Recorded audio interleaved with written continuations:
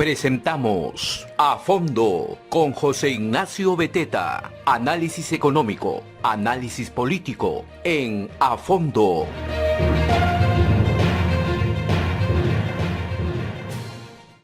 Muy buenos días, soy José Ignacio Beteta, gracias a la Red de Comunicación Regional, en nuestro programa A Fondo. A Fondo Entrevistas es un programa en el cual tenemos siempre invitados que quieren compartir con nosotros, digamos, su análisis sobre la coyuntura política y económica.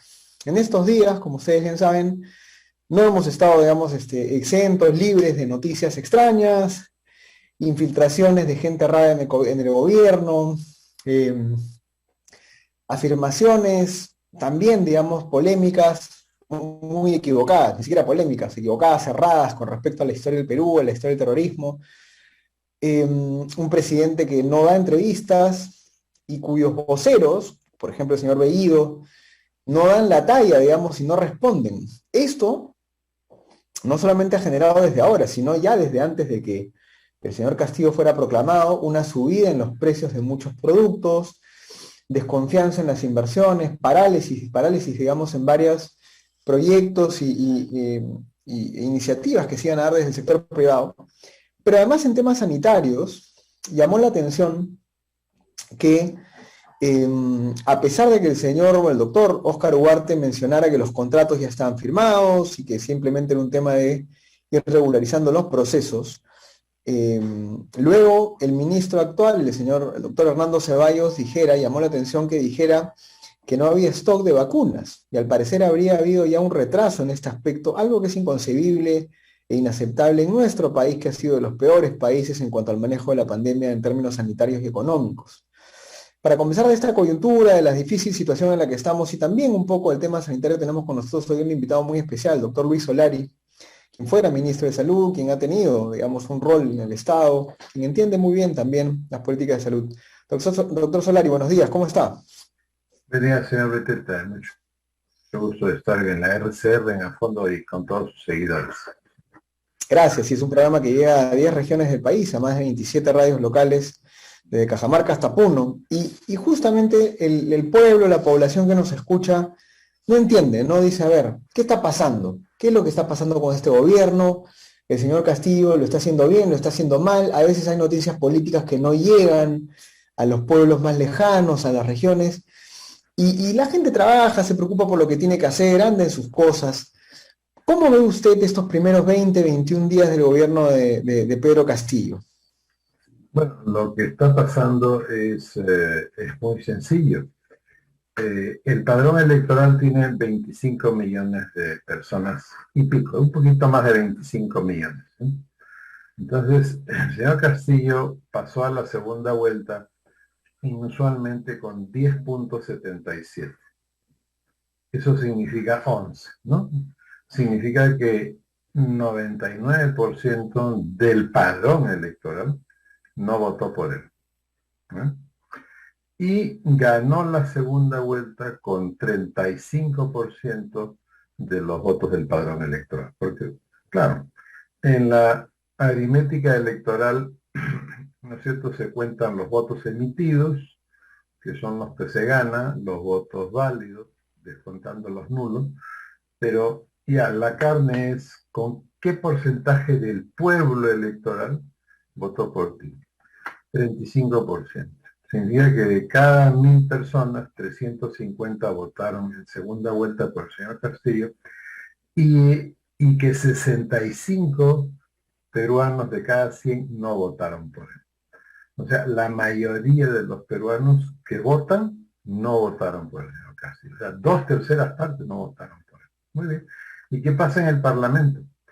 Resulta que el partido de gobierno votó por este partido solamente 7%, 6.8 exactamente. O sea, de cada 100 votantes, 7 votaron por el partido de gobierno y 93 no votan. Entonces, ¿qué sucede? Que el partido de gobierno y el presidente electo se comportan como si hubieran ganado en primera vuelta con 70% u 80% de los votos. en donde definitivamente el que gana, bueno, puede hacer realmente lo que le da la gana, con esas grandes mayorías, mayoría en el Congreso, mayoría acá, mayoría allá. Pero el pueblo peruano es muy, muy sabio. Imagínense, América Latina es el segundo territorio más corrupto de la Tierra. Entonces ya no podemos tener en América Latina, ¿no es cierto?, un gobierno que tenga mayoría absoluta en el Congreso, porque eso significa, pues, para patos o chanchos en el lodazal, patos en la laguna, eso significa corrupción total. El pueblo peruano, el pueblo electoral, es tan sabio que le dio 35% al señor Castillo para que estuviera en Palacio de Gobierno, pero el 65% no votó por él, como dijo que vas a gobernar, pero yo voy a estar mirando. Y en el Parlamento, imagínense pues, ¿no? 93%, 93 de cada, imagínense, de 10 millones de electores, ¿no es cierto? 9.300.000 no votaron por el partido gobierno. Eso es lo que está sucediendo. Entonces llega el gobierno y comienza a nombrar gente, como si hubieran ganado al 70%, nombran gente aquí, gente allá, ¿no es cierto? El Perú además es un pueblo, nuestro país es un pueblo que ha sufrido por el terrorismo, y que miles de familias en el Perú sufren porque sus hijos son atrapados por las redes de microcomercialización de drogas, ya sea como microcomercializadores o como consumidores, ¿no? Entonces, para nosotros, tráfico ilícito de drogas, narcotráfico, terrorismo, narcoterrorismo, son palabras que a la gente le escarapela el cuerpo, ¿no? No, eso no, ¿no? Imagine que usted se va a comer pues, una rica palta rellena, un rico pan con chicharrón, ¿no? O una rica sopa de chairo, puchi, sale una pata de rata de la sopa, sale un gusano en la palta, así, no, ¿qué hace usted? Lo devuelve. Entonces, nosotros estamos en esa situación. El gobierno ha nombrado personas vinculadas a esta clase de movimientos, gente que tiene denuncias, gente que tiene declaraciones, y ahora último esta gente que habría recibido entrenamiento en un campamento de las fuerzas que custodian al narcotráfico en el BRAC. Entonces, Ahora, doctor, obviamente, ¿y cómo sabemos que eso está sucediendo? Bueno, sabemos que está sucediendo porque las encuestas a través de las cuales habla la gente, mire, el señor Castillo fue elegido un 6 de un mes, el 16 se hizo una encuesta, ¿usted está de acuerdo con cambio total de la Constitución? 80% no. ¿Usted está de acuerdo con que se corten las importaciones? 70% no. ¿Usted está de acuerdo con que se salga del Tratado de Libre Comercio? 80% no. Es decir, él ganó con un discurso y a los 10 días que ganó, la mayoría de la gente no estaba de acuerdo con el discurso. Y en las encuestas recientes, ¿usted considera que el primer ministro sabía qué cosa? ¿Él está metido en apología al terrorismo? ¿O él conocía lo que ha pasado y no dijo nada? Resulta que 2/3 partes considera que sí. Y la mitad, el 50%, dice que no se le debe dar el voto de confianza al gabinete Castillo y solo 42% dice que sí. Fíjense, hace 10 días la mitad decía que sí, le tenían que dar el voto de confianza, pasan 10 días, se van destapando más cosas y vemos lo que ha sucedido. Hasta le ha, imagino, una cosa inusual. Un canciller juramentado renuncia antes de que se llegue al voto de confianza. ¿Qué significa esto? Que la población tiene claro lo que está pasando, pero como no ve que esto se solucione, ¿no es cierto? Entonces simplemente, ¿qué hace? Lo que usted acaba de mencionar, ¿no? O sea, no gasta, no invierte, el pequeño empresario de Gamarra que había ido guardando sus soles, ¿no es cierto?, para como su capital de trabajo, para renovar comprar telas porque ya viene la temporada pues de primavera-verano, se encuentra con que solamente puede comprar ahora 25% menos de lo que podía comprar cuando puso la plata debajo del colchón, en el banco o donde sea. Entonces, ¿qué hace la gente? La gente se retrae económicamente, entonces comienza a subir el dólar, porque la gente en vez de guardar en soles, comienza a comprar dólares, los dólares faltan en el mercado y comienzan a subir las cosas, ¿no? Claro. Ahora, Entonces, cuando imagínate, uno... Sí, 5 panes por un sol y hoy día 3 panes por un sol, la gente claro, siente, ¿no? claro. Ahora, cuando uno está en esa situación que usted ha escrito bastante bien, y ve que la bola de nieve va creciendo, porque la falta de popularidad crece, los errores crecen, la falta de confianza crece, políticamente, y usted lo sabe muy bien, quedan pocos escenarios. El primer escenario, el ideal es, bueno, cambian de rumbo, consensúan, dialogan, abren la cancha. El segundo escenario es, lo votan, porque ya en este país, en los últimos 3 4 años, ya nos estamos acostumbrando, ¿no?, a votar al presidente, ¿no?, como usted decía, a devolver el plato que no nos gusta. Pero el tercer escenario es que se radicalice la propuesta y que esa infiltración, esa estrategia de agudizar las contradicciones, lleve a que el gobierno, este escenario evidentemente es el más improbable porque no tienen el apoyo de las Fuerzas Armadas al parecer, etcétera, pero ¿cuáles son los escenarios que se plantean a partir de ahora? Porque cada día que pasa no hay una señal de cambio ni de redención, digamos, ¿no? ¿Cómo ve usted el futuro cercano? Mire, Napoleón Bonaparte tiene una frase estupenda vinculada al éxito, ¿no?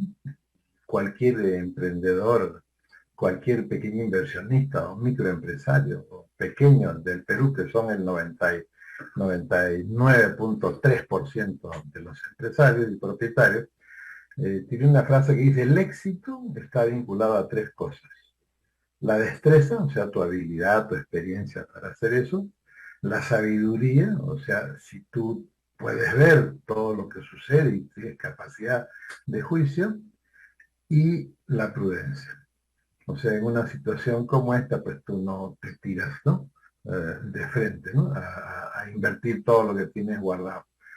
¿Qué es lo que está pasando? El pequeño empresario que tenía su dinero guardado, ahora ha dicho, no, mejor lo convierto en dólares y espero a ver qué pasa, porque de repente nadie me va a comprar pues, mis polos, mis shorts y los hago. Bueno, en estas condiciones vemos que el gobierno no tiene ni prudencia, ni sabiduría, ni experiencia y destreza, ¿no es cierto? ¿Qué pasa en otros países donde se sabe hacer política? En estas situaciones, ¿qué hace? El gobierno invita a gente de la oposición a ser parte del gobierno. O sea, si no puedes vencer a tu enemigo, únetelo, invítalo, ¿no es cierto?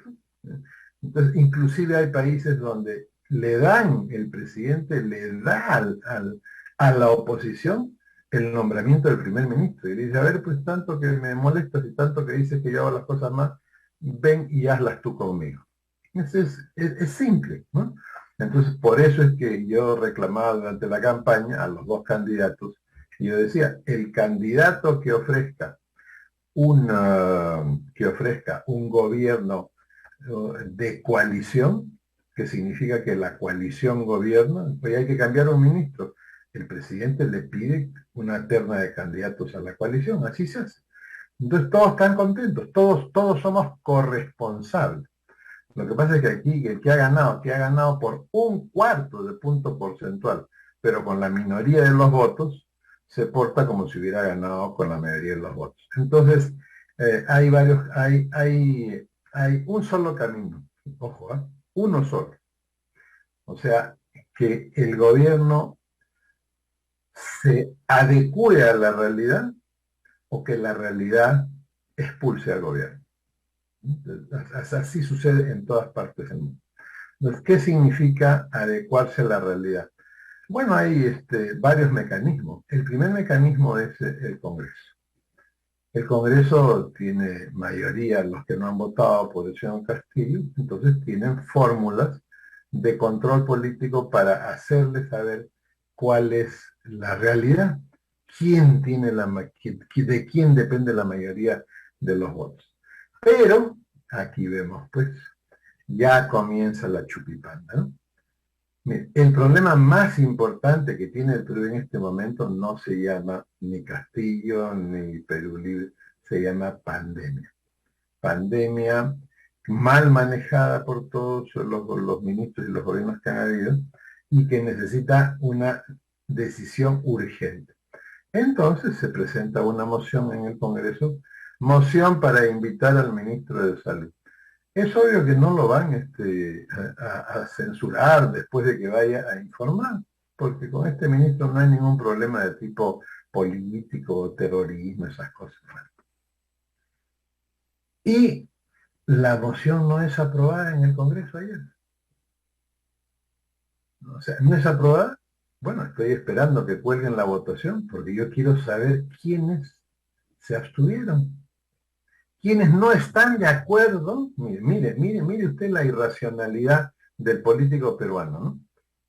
El 65% le ha dado a estos partidos democráticos la mayoría en el Parlamento y la mayoría en la calle, para que actúen en nombre de los que les han dado. Es decir, si hay pandemia, tú me tienes que defender a mí. Para eso yo te he dado el voto, para que tú me representes. Entonces, te preguntan, ¿estás de acuerdo con que venga el ministro de Salud a informar qué cosa va a hacer para salvar al país de esta situación? Y tú, que has recibido el mandato de decir, sí quiero que venga a informar, para que el pueblo lo escuche a través de la televisión, ¿verdad? Y voto en contra, me abstengo. Eso es una traición. En medio de una pandemia es una traición. Ya usted sabe, yo no me quedo callado. Es una traición de quienes se han abstenido. Y el ministro, en una situación de este tipo, ¿cuál es su obligación? Oye, la moción no ha sido aprobada, levanto el teléfono, llamo a la presidenta del Congreso, presidenta, solicito presentarme ante el Pleno del Congreso en este momento, y va y se presenta y habla. Eso es lo que la gente espera que suceda. Y como no sucede, entonces comienzan a bajar los apoyos. Ya no solamente le van a bajar los apoyos al señor Castillo, van a comenzar a bajar los apoyos al Congreso. Es decir, el Congreso va a quedar como un fantoche si no arregla esta situación, porque para eso le han dado los votos, para que la arregle, ¿no? Entonces, vemos esto. Hoy de repente hablo con alguien y me dice, mira, parece que van a cambiar a 4 o 5 minutos antes del voto de confianza. Hoy le digo, hace 15 días te parecía mal que el primer ministro tenga acceso todos los días a un sobre que solo puede abrir en su escritorio, nadie más, donde está toda la inteligencia del Perú. Hace 15 días te parecía mal y hoy ya no te parece mal. ¿Para eso han votado los congresistas?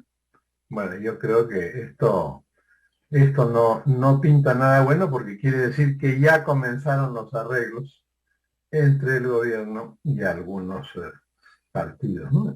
Lamentablemente yo le ruego a usted que en la próxima vez que usted tenga programa, ponga usted en las cámaras la imagen y el documento de los votos. ¿Quiénes son los congresistas que se opusieron a que el pueblo supiese a través de los medios qué es lo que va a hacer el gobierno a través del ministro de Salud para detener y controlar la pandemia? Porque la pandemia es, con estos términos, la pandemia es como una escalera de tijera, ¿no? En un lado de la escalera de tijera están las vacunas y en el otro lado están las 8 medidas para el control de la transmisión comunitaria. ¿Están haciendo control de la transmisión comunitaria? ¿Están haciendo las 8 medidas perfectas? No. ¿Aparecen en el plan bicentenario que hizo el ministro actual? No. ¿El ministro que salió estaba haciendo las cosas perfectas? No. La gente con la que trabajaba el ministro anterior se han quedado. ¿Eso es bueno para las vacunas? Más o menos. ¿Es bueno para controlar la transmisión comunitaria? No. Es malo porque es gente que no ha estado controlando la pandemia y de la noche a la mañana no van a comenzar a controlar. De acuerdo. Ahora, doctor, última pregunta para ir cerrando, pero creo que hasta ahora estamos todos de acuerdo en que no hay a ver, por un lado no hay muchos escenarios más que las cosas mejoren o que se expulse la realidad de este sistema, este virus que puede estar dañando más de lo que ya está dañado nuestro Estado, nuestra burocracia. Pero por otro lado, acaba de mencionar algo importante, que es que si el Congreso empieza a cometer errores, no es coherente, no es firme en sus posiciones, se diluye esta responsabilidad y entonces vuelve esta desconfianza en general a todas las instituciones, que es algo que siempre ha caracterizado a los peruanos, que terminan desconfiando en todos, y el populista, el autoritario de turno, aprovecha esa desconfianza generalizada, ¿no?, para mantenerse y sobrevivir en el poder, como lo hizo el presidente Vizcarra, por ejemplo, con su confrontación con el Congreso, que de por sí dejaba mucho que desear. En términos ya sanitarios, ahí va mi pregunta. ¿Qué ha pasado y de lo que usted puede, porque usted entiende muy bien cómo funciona la cosa pública y la gente quiere saberlo? ¿Qué ha pasado con el tema de las vacunas? ¿Por qué ha habido esta especie de demora, esta falta de stock en estas semanas? ¿Cómo es el flujo de esta compra y importación y distribución de las vacunas? ¿Qué está pasando ahí? Bueno, hay nuevas demandas, ¿no? Mm. Entonces a nosotros nos pueden haber dicho, yo te entrego tantos millones de vacunas en septiembre o en agosto, pero yo armo mi calendario y después recibo llamadas, ¿sabes qué? No vamos a poder llegar tal día con tantas vacunas. ¿Qué está pasando? Que, por ejemplo, que en Estados Unidos el Centro de Control de Enfermedades ha aprobado tercera dosis para los que tienen trasplante de órganos sólidos, riñón, hígado, ¿no? Y eso crea una nueva demanda.